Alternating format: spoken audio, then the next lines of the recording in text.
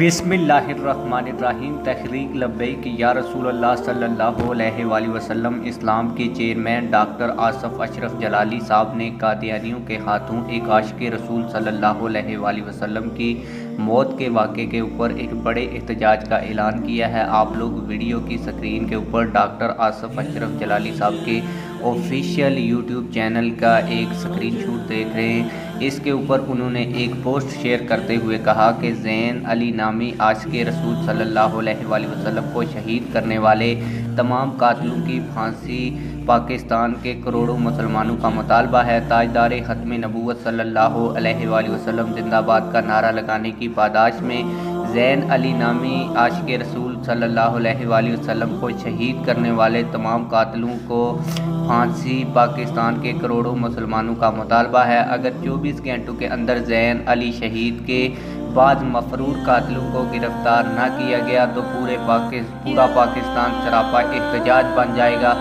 ताजदार ख़त्म नबूवत सल्लल्लाहु अलैहि वसल्लम जिंदाबाद हमारा ईमान है।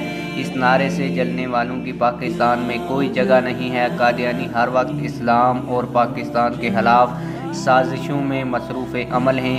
इन्हें मुल्क की कलीदी असामियों से फारग किया जाए। हम बारहा मुतालबा कर चुके हैं कि कादियानियों की शरअंगेज़ियों को रोका जाए। इसके बावजूद कादियानियों को मुल्क में दहशतगर्दी की खुली छुट्टी दी गई है। इससे पहले भी बहुत से मुसलमान कादियानी दहशतगर्दी का निशाना बन चुके हैं।